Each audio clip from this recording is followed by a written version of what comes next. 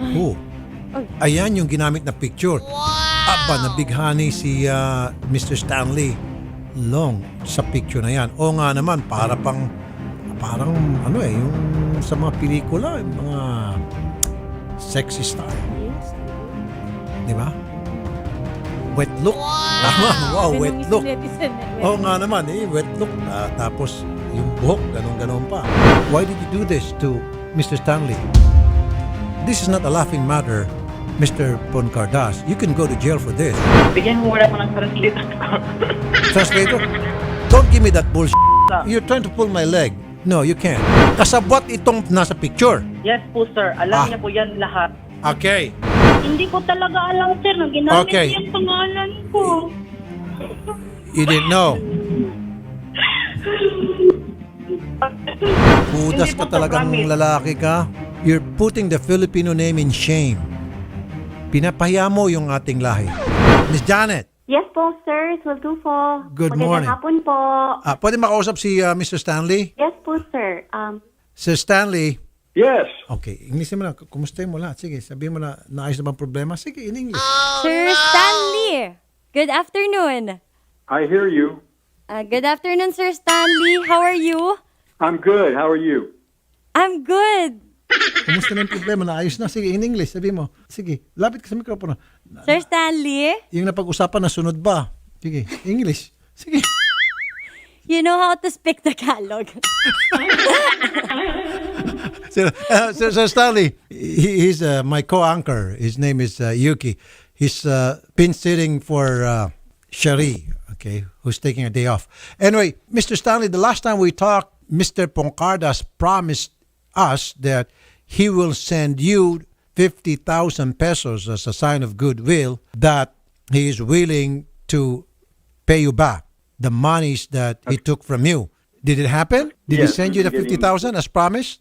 Yes, we've been getting some of that money back. Okay, that's good then. Hold on, sir. Let me talk to Mr. Poncardas. Mr. Poncardas. Yes po, sir. Hello, sir. Good afternoon. Okay. Well, thank you very much that you did as promised and send Mr. Stanley the 50,000 pesos as part of the agreement. My next question is, when are you going to send your next payment? When is it going to happen? Okay, sir. As much as possible, sir. Go ahead. Mr. Poncardas. Okay, sir. I'm still... hello? When will be the next payment? I'm still looking for buyer of the house, sir. Oh, okay. So you need to sell the house. As soon Yes, as you sir. get a buyer, you're going to pay the balance in full, right? Yes, sir. I see.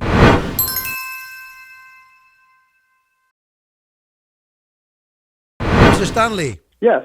he signed an agreement in his barangay, okay, stating that he has to sell the house where he put in all your money as part of the renovation, as he alleged. As soon as he sells the house, then he will send the total amount, the balance amount of $26,366 to you. Does that sound right, sir? The amount? That's the total amount, but I did say that I would accept half of that. You mean Yes. you're not going to ask for the full I would- amount? Well, I didn't really expect to ever see the full account. But I do expect to get about the $15,000 or so. Okay, as soon as you get the 15,000, then you would consider it that he's already paid off his debt to you. Well, yes. I like I said, I feel like that I will never see that much money. So if I can get half of it, I'd be pretty happy with that. But he's going to have to live up to his agreement. If he doesn't, then we'll have to take it a little farther. Okay. So in other words, you still want him to pay up the full amount. Well, yes, it would be nice. I need to I know don't- because he's listening. It's either you want him to pay the full amount of 26,000, which is $26,366, or you said that if he pays half of this, 15,000, you'll be happy and you'll be okay. Yeah, I was looking to get 750,000 pesos out of him. Okay, so you want the full amount paid, right? The 26,000? Yes. Okay, good. Now, that's very clear to us.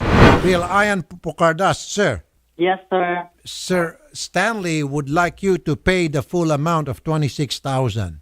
I thought he only needs 15,000 out of that 26,000 that you owe him. When are you gonna sell that house? Do you already have a buyer? I will pay the full amount, sir. The house already sell and pay the full amount, but need a little time. Yeah, I know. You need a little time because you're looking for a buyer. Yes. Someone who's gonna buy your house, right? Yes, sir. Now, my question now is, were you able to get a buyer? Are there some people who are showing interest in buying your house? Yes, sir. Yes, sir.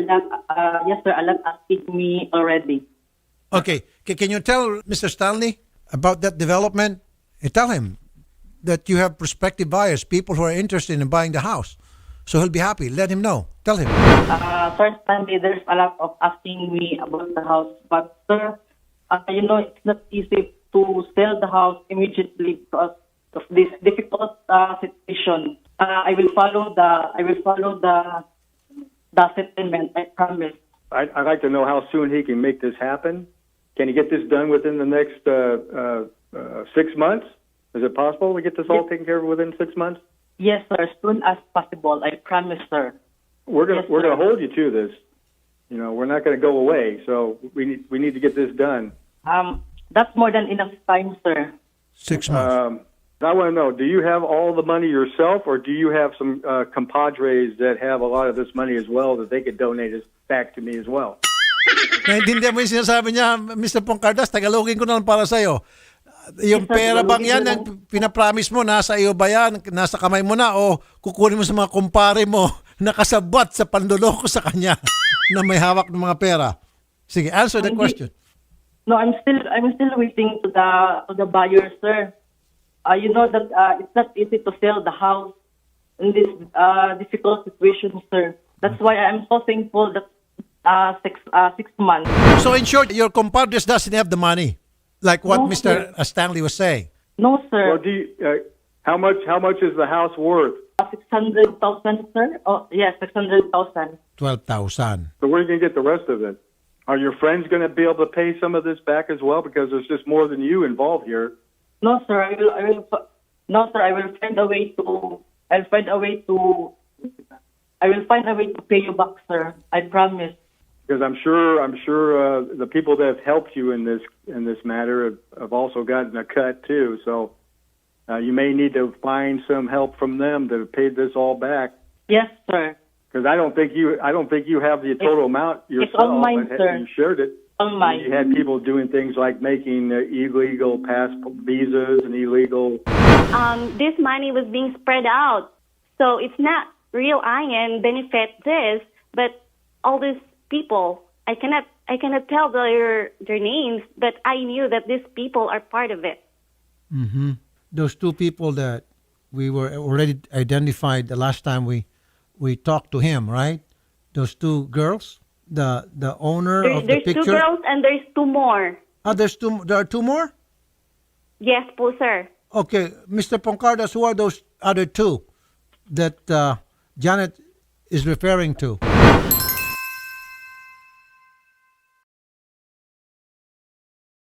Sa totoo lang po, sir, di kasi naniniwala sa Ate Jeanette na ako po yung nag-edit ng documents. Pero may nagturo po sa akin kung paano mag-edit yung kaibigan ko. Tapos binigyan ko siya ng pera kasi tinuruan niya ako kung paano mag-edit.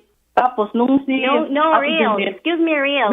wait lang, I Ate have Jeanette, the evidence. You patapusin mo confessed muna ako. me. Patapusin mo muna ako, Ate Jeanette. Nung pinilit mo ako magsabi na kung sino ang nag-edit ng document, tapos sabi mo sa akin na kung ako pa sa iyo rin, magsabi ka na ng totoo para di ka maparihan ng kaibigan mo na nabaril. Sa sobrang takot ko po, Ate Janet, nasabi ko na lang po na yung kaibigan po ang nag-edit nung nagturo sa akin. Kasi Excuse me, real. Na-misunderstood mo. may screenshot po ako dito, Ate Janet, nung sinabi mo sa akin na dapat magsabi na ko ng totoo para di ko maparihan ng kaibigan ko na nabaril. Paano yan, Ate Janet, kung mababayad pala ko sa inyo, ipapabaril niyo pala ako. So, excuse me, Janet, real. Hindi po yan. Pera po ang Hindi po kinuha yan ko ang sa atong inyo. gisabutan, real. Hindi po yan. Alam mo, real, ginagawa mo itong story eh. Parang drama mo lang itong lahat para hindi mo mabayaran yung 1.3 million ni Sir Stanley. You should be responsible for it. Do not blame to others, please. Ate Janet, willing po ako magbayad. Willing po ako magbayad, Ate Janet. Okay, you're willing to Diba, pay alam then. niyo po yan, Okay, then willing I'll po give it ako to you, magbayad. Sir Kaso lang, Stanley. sabi mo kasi noon sa akin na dapat magsabi na ako ng totoo para hindi ako mapareho ng kaibigan ko na nabaril. So, sobrang takot ko. Sinabi ko na lang na yung kaibigan na nag-post sa akin na siya ang nag-edit. Kasi di ka po naniniwala sa akin. O, Oh, okay, I know already. I believe on you. Mr. Pongcardas, do you have the right to sell the house? Is Yes, the sir. title of the house under your name or is it under somebody else's name? No, sa mama ko po yung nakapangalan, sir. Okay, so you can tell your mom, and your mom will give you the authority, special power of attorney, to sell that house, and then the proceeds will go directly to you, so you can pay up Mr. Stanley, right? Yes, sir. Good. Di ko naman, wala naman ba akong plano takbuhan yung mga... Okay. Sige pa, hindi. ano, Tinatanong ko lang, sir, kasi baka mamaya yung titulo yun, nakapangalan pala sa ibang tao na hindi mo kaano-ano, paano mo ibenta yun? Now, it's very clear to me na the owner of the house is your mom, and your mom will give you the authority to sell that house because your mom doesn't want you to go to jail. You follow Yes, me? sir. Your next payment is within the 6-month period. You said you'll be able to sell that house and you'll be able to pay up the full amount. Sir. My last question is, there's still a balance because you said your property is only worth 600,000 pesos and that's less than $1 million. But you owe him 1.3 million minus the 50,000, so you still have a balance of 1,250. Hingi po ako ng mga tulong sa mga kamag-anak ko po, sir. Hingi ka naman tulong sa mga kamag-anak. Okay. Sige, do your best, all right? Yes, Basta't po, sir. importante, before the 6 months deadline, you should be able to pay Mr. Stanley his money in full. Yes po, sir. All right. Mr. Stanley, he's giving himself 6 months. Within the 6 months period, he'll be able to sell the property, and then if there's still a balance, because the property is only worth 600,000 and there's still a balance of another 600, so he will get a loan or talk to his friends and relatives to give the difference to him, so he'll be able to pay you up. Is that okay with you? That sounds good. All right. Good. Sige, Sir Riel, pakakawalan na kita. Magpangako kay Sir Stanley na matutupad yon. Go ahead, Sir Riel. Sir, I promise to pay you back, sir. I'm willing to pay for everything, sir. Within the next 6 months. Yes, sir. Okay. Okay. Everybody hears that. Okay, I'm a witness, and there's so many people listening and watching us right now, Sir Stanley. Yes, Okay, sir. and they will be the witness to all Mr. Pongcardas is telling us now. Okay, Mr. Stanley, we'll get back to you. We'll make sure that he'll be able to come up with that full amount before the end of 6 months. Okay, sir? That sounds good, my friend. Thank you, Mr. Stanley. Thank you. Mr. Pongcardas, make sure Yes po, sir. we're here and we're watching and we're monitoring, okay? Yes po, sir. Okay. Thank you, Mr. Stanley. Have a good evening. I know it's already 10 or 11 o'clock in California. And Mr. Rialan, babalikan ka namin. Magandang hapon sa inyong dalawa. Good evening, sir. Kaya ingat-ingat. Talagang mga kalalakihan usually naluloko dito, mga foreigner, na wag basta-basta magpadala. Hindi lang itong kauna-unang pagkakataon na may naluloko dahil sa litrato. In this case, kasabwat yung may-ari ng litrato, yung mga nakaraan, hindi alam ng mga may-ari ng litrato na ibinibenta na pala si litrato nila sa mga foreigner o kung kanino-kanino. Ito, alam.